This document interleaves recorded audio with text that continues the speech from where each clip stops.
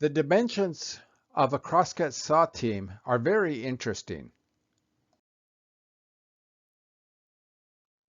A working definition of a volunteer saw team is an informal group of trail workers with a common purpose and various levels of saw competency.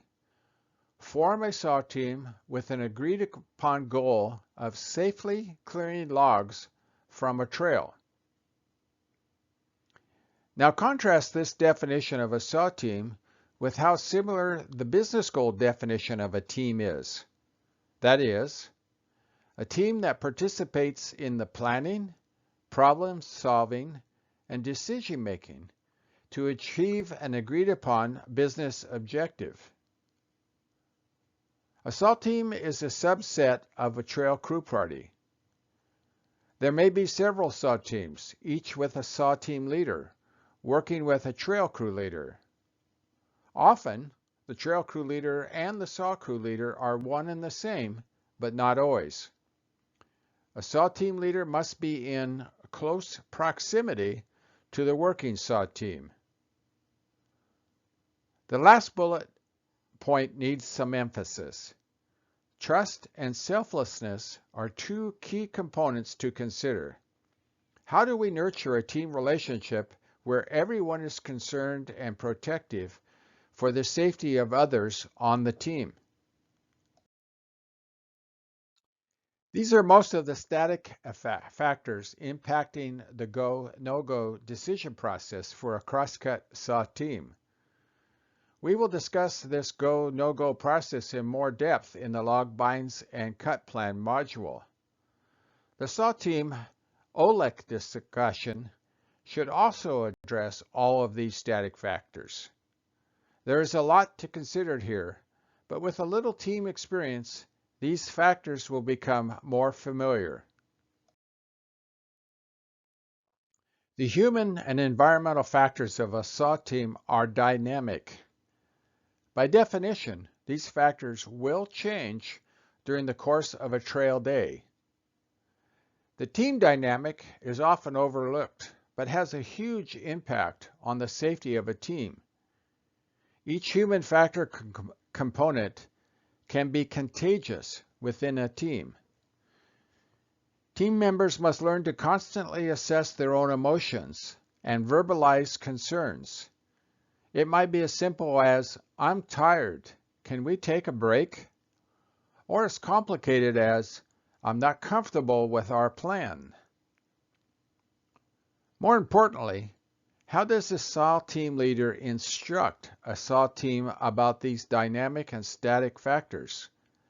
And how does a saw team leader create an environment of inclusiveness where everybody's opinion, question, or concern is valued and important? For many saw teams, this is a culture change. The challenge is to develop an open communication environment where everybody has a voice. These static and dynamic factors that impact a saw team lead into a discussion of a job site concept called complexity, which we will discuss in much more detail in classroom course offerings. Each saw crew needs a lead sawyer, and that must be determined prior to beginning of the project. The saw crew leader will be the person responsible for acquiring the correct equipment, confirming that the emergency and communication plans are in place, and making field work assignments from hazard removal, limbing and swamping, to leading the OLEC job site discussion. OLEC is a Forest Service acronym that stands for Objective, Hazards, Liens and Binds, Escape Routes, and the Cut Plan. We will discuss the OLEC process in much more detail in classroom course offerings. It's important to state, there is only one leader on a saw crew. All team members must support the saw crew leader. Remember, your turn will come to be a saw team lead. And to emphasize this point, there is no one ideal SAW team leader. SAW team leads can be any gender, age, ethnicity, etc., and they are not necessarily the most experienced Sawyer on the team. Before the crew leaves the trailhead, these are the minimum required items to have completed. We will discuss these items in our discussion series, but they should be familiar to trail party crew leaders. In Part 3, What is the SAW team? We discussed that a SAW team is impacted and defined by static factors, environmental factors, dynamic factors, and importantly, the human factors. All of these contribute to the OLEC process. In this module, we're going to talk about the OLEC methodology. To plan the project, engage in problem solving, and make a collaborative decision to achieve the objective. But first, let's talk a bit about the concept of, as a SAW team, of being situationally aware of your immediate logout environment. This is getting the big picture of a job site before actually starting the OLEC process. When the SAW team first comes upon a trail log, stop, look up, look around, look down. Ask the question, how did this log get here? Was it windfall, a diseased tree, or a recent fire causing root burnout? Look for other similar trees. What other hazards are lurking? Sawyers need to be constantly reviewing their surrounding environment and looking for potential hazards. The hazards will make themselves known based on the static and dynamic factors previously discussed. SAW crews must be properly equipped with the appropriate PPE. A good hard hat, gloves, eye protection, and cut-resistant boots are of primary importance. We introduced the OLEC concept in an earlier module. Let's now describe the OLEC process as part of the Sawyer's operational safety plan. As you remember, OLEC is an acronym for Objective, Hazards, Leans or Binds, Escape Routes, and defining the tentative cut plan. I say tentative cut plan because you should continually reassess your plan as the dynamic nature of the cut proceeds. It's not unusual to underestimate the energy in a log. The wise Sawyer or crew will say, wait, this cut is changing from what we thought would happen. Let's reassess. We will discuss the OLEC process in great detail during our classroom courses.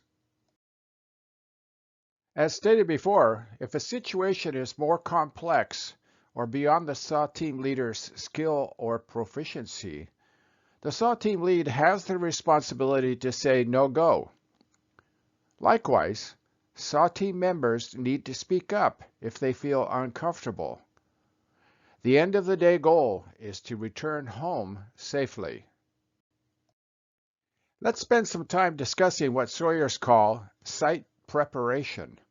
That is, making the job site cut area safe prior to actually cutting the log.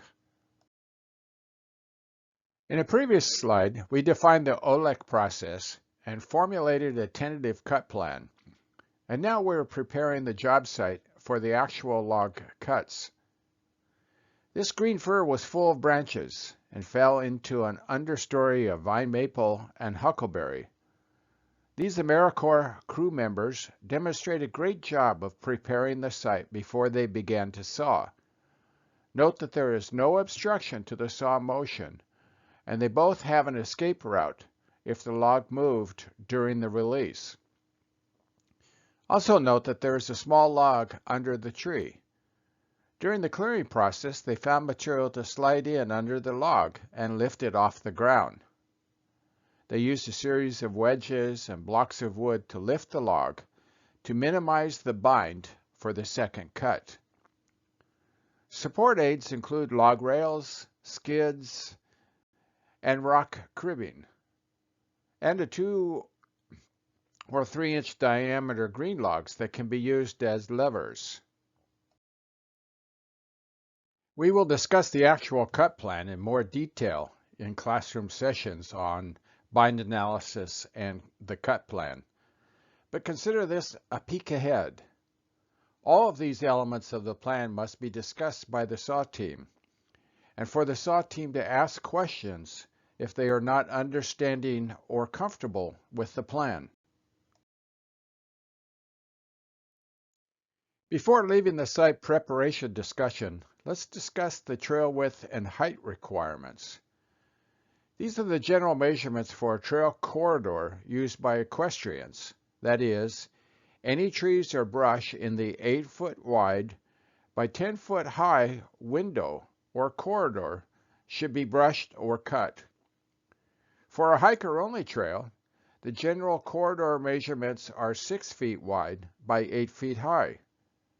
Make sure to ask the land manager or supervising agency for their specific trail requirements. All logs should be secured off-trail. Don't just be a Sawyer. Our TKO mission is trail maintenance. Take appropriate tools to restore the tread after you clear the logs.